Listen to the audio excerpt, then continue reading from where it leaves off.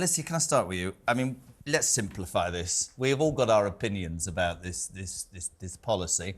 We're now at the sort of cat and mouse, give and take. So the government go, well, this is our plan, and then it goes to the Lords. This is unelected, 300 unelected rich people. They don't like it. They send it back saying, oh, no, 10 of these things are wrong. And then it's a bartering situation. And whilst they barter and the country's on its backside and we're headlong hurtling towards an election, nothing happens, and not a migrant in sight has gone back to anywhere. There you go, pretty much done my job for me. That is pretty much exactly what is happening. So obviously the Lords tabled 10 amendments to this bill, and this is the Safety of Rwanda bill, not the initial Rwanda policy. It's the government legislation to declare Rwanda a safe country after the Supreme Court ruled it unsafe to send migrants to.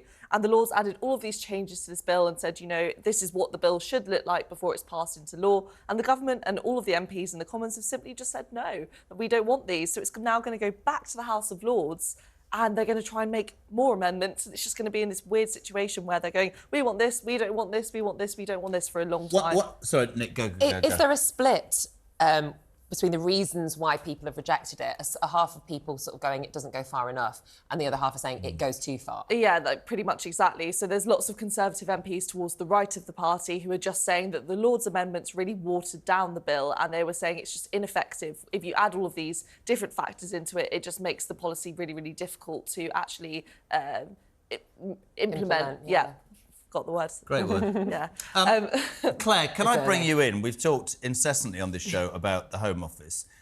We're now, I mean, one of the things for me that's really important is that politics, and I think most people's view, the general public of MPs right now, is at an all-time low. They talk about, you know, an apathy amongst British people. Let's use this as an example.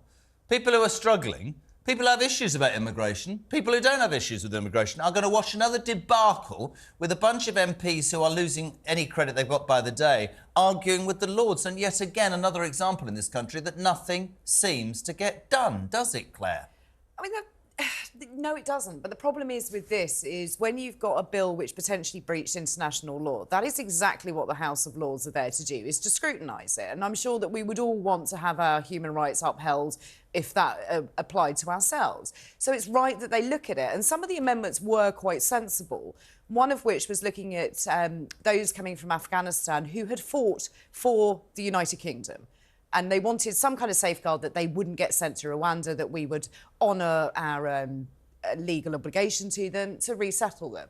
And the House of Commons just went, no, we'll treat them as everybody else. So there are some nuances to it that I think get lost. If we overall tend to look at Rwanda and the bill, certainly I do, and think this is not the answer in any which way, explain something to me that I asked yesterday.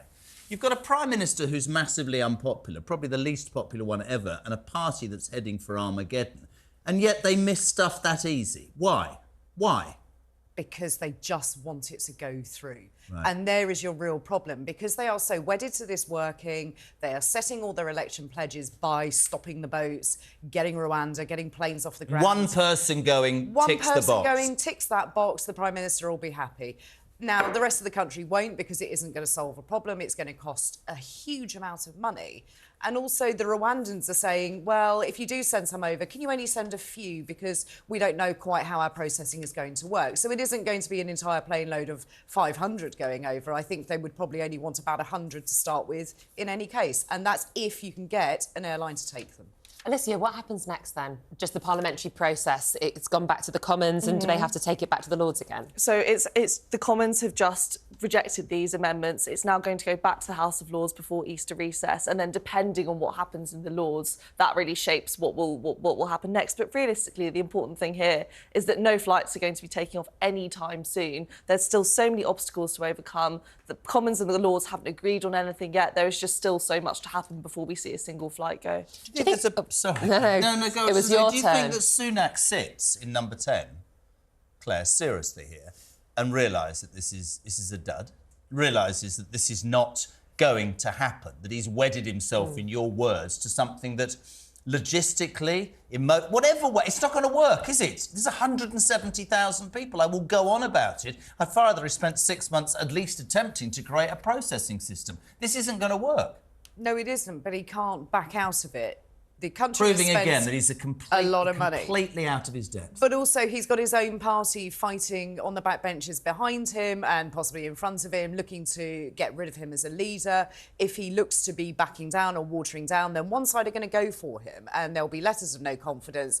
We're looking at another leadership election. It is utter carnage. He cannot step away from it.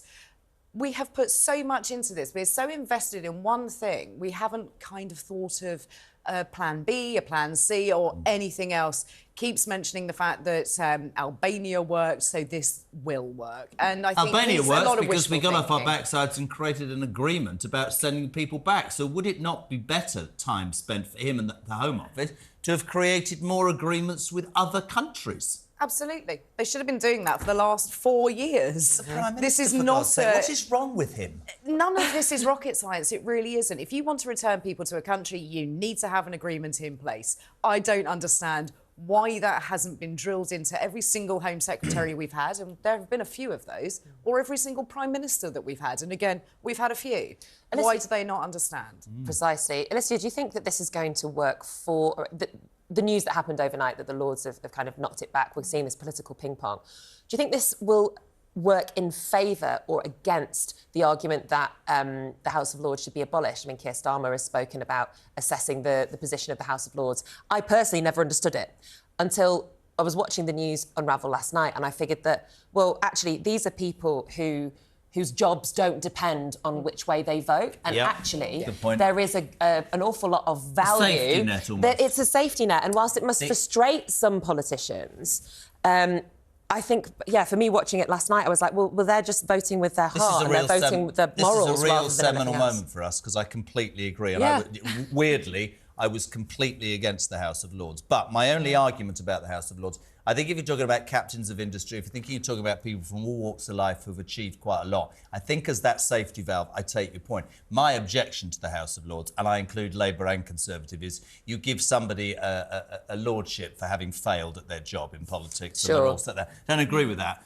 But don't laugh at me. People like Andrew Lloyd Webber, people like Alan, people who have done something with their life. I'm very happy for them to debate stuff in a reasonable way, but I think we give it to too many people. But do you think Sunak's going to use this against the House of Lords and say, oh, it's Labour peers are knocking this back? Definitely. And I also think the fact that the public can see that those amendments went to the Commons and got totally ignored yesterday will just make people say, well, what on earth is the point of them even scrutinising this legislation if nothing they actually say or nothing they want to be added actually gets added to the legislation? Is this not just an extra step that's maybe wasting time? I think that's the way the public might see it. Is Starmer, just picking up next point, is Labour, do they want to destroy the House of Lords? I mean, they used to in the old days, didn't they? Yeah, it's...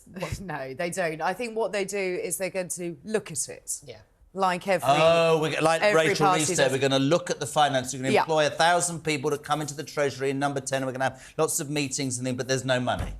Yeah, and Pretty there's no will to change it either.